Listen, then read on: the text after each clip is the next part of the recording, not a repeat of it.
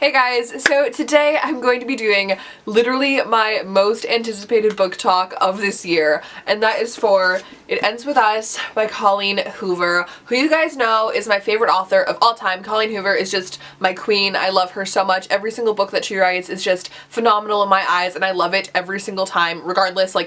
I just love her so much. I love her writing, and I think she's so wonderful. So I'm very excited to finally be bringing you guys this book talk. I just finally got around to reading this book, guys.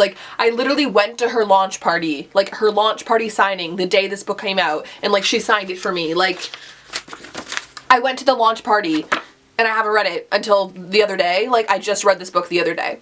So yeah, kind of disappointed in myself that I didn't read this sooner, but it also got me out of my reading slump. I finally read a book, guys. It's been, what, 4 months since I actually read something, so I'm very proud of myself right now. But more than that, I'm very excited to finally be sharing my thoughts with you guys on this book. So many of you guys have just been commenting and tweeting me, Laura, have you read It Ends With Us yet? And I've just been like, no. And I finally read it, and you guys are very excited, it seems, on my Twitter and all that kind of stuff. So I cannot wait to share my thoughts with you guys on this book. I'm going to be doing a very short, spoiler-free section right now, so if you've not read the book, feel free to watch for just a minute or two. I just want to talk to you guys about some basic stuff going on with this book. Overall, I gave this book 5 out of 5 stars. I highly enjoyed it, obviously. It's one of my new favorite Colleen Hoover books. I absolutely loved it. I tore it to pieces. I read this book in one day. I started it at 2 p.m. and then I just kind of took breaks in between, but I ended up finishing it at 2 a.m. in the morning, and I had class the next day, and I was exhausted, but it was so worth it because it was wonderful. If you haven't read this book, I really don't want to spoil anything. I don't want to tell you a single thing about this story. I'll tell you it's about this girl named Lily,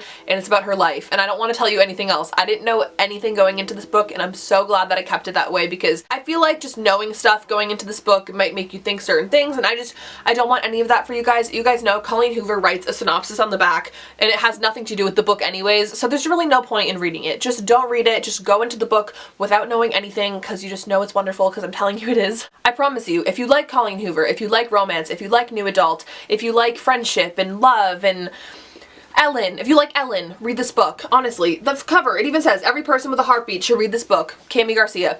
Read it. It's just so good. Anybody should read it. I really hope, if you have not read this book, that you'll take my advice and just go read it. I promise you, you're gonna love it if you're a fan of new adult romance. It's just such a wonderful story. So amazing and deep and heartbreaking, but wonderful, and I really recommend it. So I'm gonna say bye to people that haven't read this book yet so we can get into the spoiler section. So go pick up a copy of this book if you've not read it already, but for now, we're gonna get into the spoilers. So I'll see you guys later, non-spoiler people. I loved this story so much. I loved everything about it. The characters, the plot, everything going on in the story. I loved that it took place in Boston for half of the story, obviously, not her flashbacks, but the present day scenes were in Boston, which is my city. I live in Massachusetts. It felt so wonderful to read a book written by Colleen Hoover that just takes place in Boston. It was just the best thing ever. For me personally, this book was a very unexpected Colleen Hoover book. Usually you go into a Colleen Hoover book knowing nothing, you're reading it, you're like, wow, this is great, I love it, and then there's some huge plot twist and you're like, oh my god, I can't believe that just happened, and you're just a wreck because you're just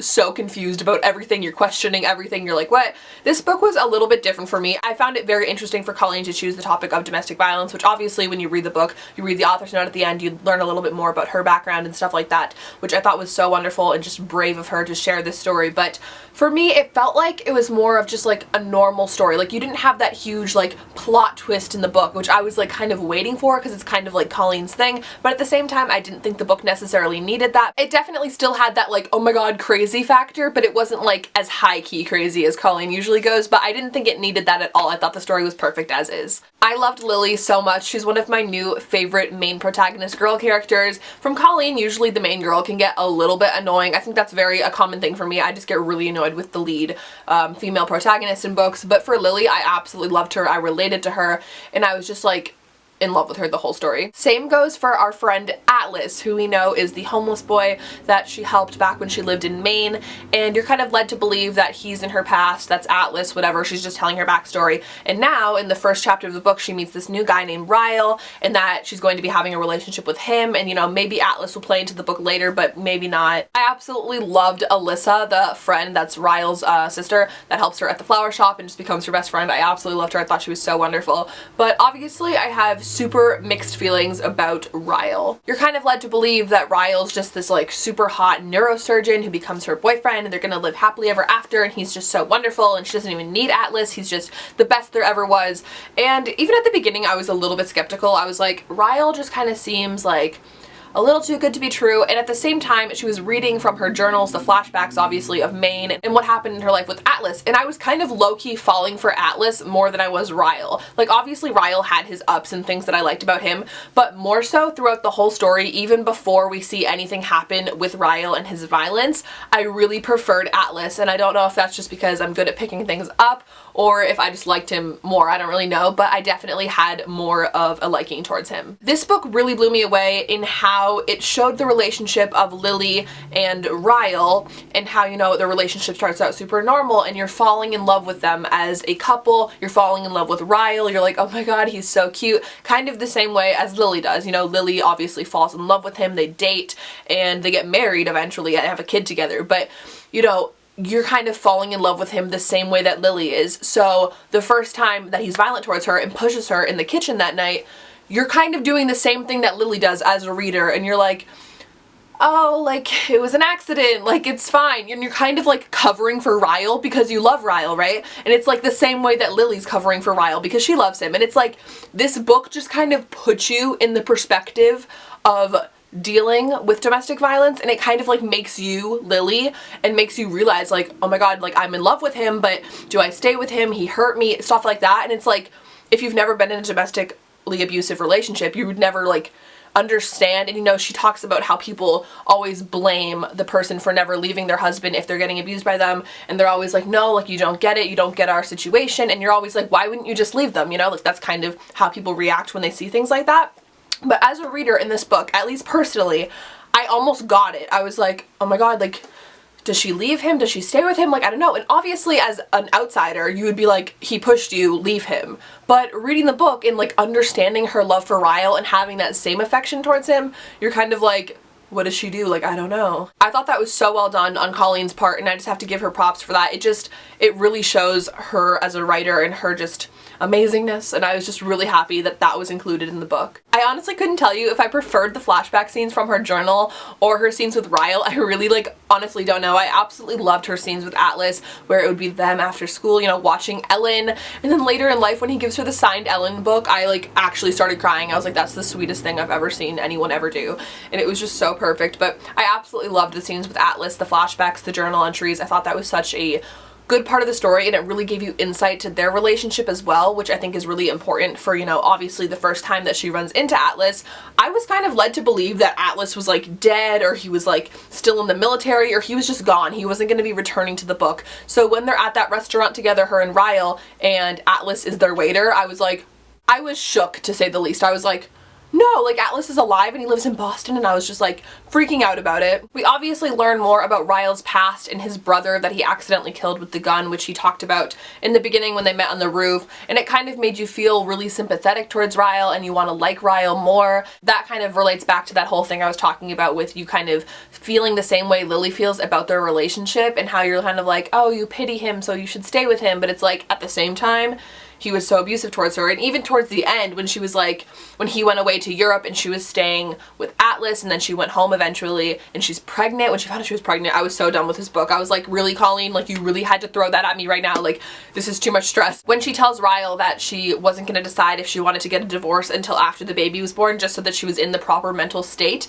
and then after the baby's born, I really thought she was going to say, let's get back together, and I would have been so mad if they got back together, guys. I would have freaked out. I wouldn't have read the rest of the book. I would have been so annoyed. But she was like, no, like, we have to end this here. And I was like, thank God, Lily, like, you have some sense. And I was just like, that has to be the end. It has to be it. Like, he had pushed her or hurt her like 3 times at that point, and I was just like, that is enough. Like, goodbye, Ryles. I'm sorry, you have your own issues, but you can figure them out without harming Lily or the baby, so just stay over there. Also, just to backtrack a little bit, the whole thing where Ryles like read her journals and totally invaded her privacy, and then put together that magnet was from Atlas and all that kind of stuff, and he like freaked out. I was so annoyed with Ryles at that point. I was kind of done at that point because I obviously had been favoring Atlas the whole book until then, and I was like, Ryles, like, get out. Like, she's gonna end up with Atlas, so just Stop trying. I just want to say, as a mom of these characters, as like a book mom, I was so proud that Lily had opened her flower shop, first of all, because that was like her dream and it was so cute.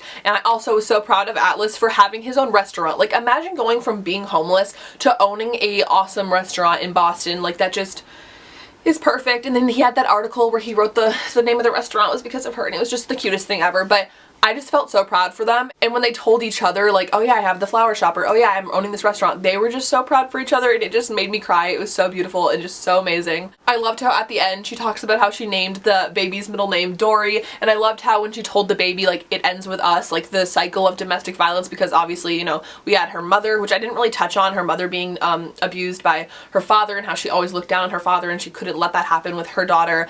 And I thought that was really important and just wonderful. And she named the baby after Dory, the middle name, and I thought that was so cute. And she sees Atlas on the street and she tells him, and then obviously they're gonna end up together. It doesn't really like continue their story, but it kind of, you know, insinuates that they're gonna end up together, which is just all I needed, honestly. Is just like the confirmation that they will be together. Atlas and Lily are endgame, OTP, loves. So happy. I really hope that all of you guys read the author's note at the end of the book that Colleen shared about her experience with domestic abuse in her household with her mother and father, and I just thought that was so wonderful to include and just so brave, and it just really tied the whole story together and made it that much more meaningful, which I really appreciated and loved. And I can't get over this story, guys. It was so amazing. Most likely I've skipped over a lot of things in this book that maybe you were interested in hearing my thoughts on or anything like that. So if that is the case, leave me a comment down below or tweet me, anything like that, and I'll try to get back to you my thoughts on whatever you're wondering. But I just kind of wanted to get the basis out there. I love Atlas. I love Lily. Ryle, like, you're fine, but just like stay away, you know? But I hope you guys enjoyed this book as much as I did. I would love to hear all of your thoughts on the story down below. If you liked it, if you hated it, anything you want to tell me, I would love to hear it. If you love book talks, make sure to give this one a thumbs up so I'll know to do more in the future, and also subscribe to my channel if you've not already. We talk about Colleen Hoover a lot on this channel, so if you're a fan of her, you'll be a fan of mine, so definitely subscribe. Other than that though, I hope you're all having an absolutely wonderful day, and I'll talk to you all in the next video. Bye! You know, pull up in that Bruce Wayne, that's my new thing. Black on black on black on black down to the shoestring. Yo bitch call me daddy, that's my new name. Pass her after all aboard a choo-choo train. You and I are not the same. Difference not a watch and chain. Difference is my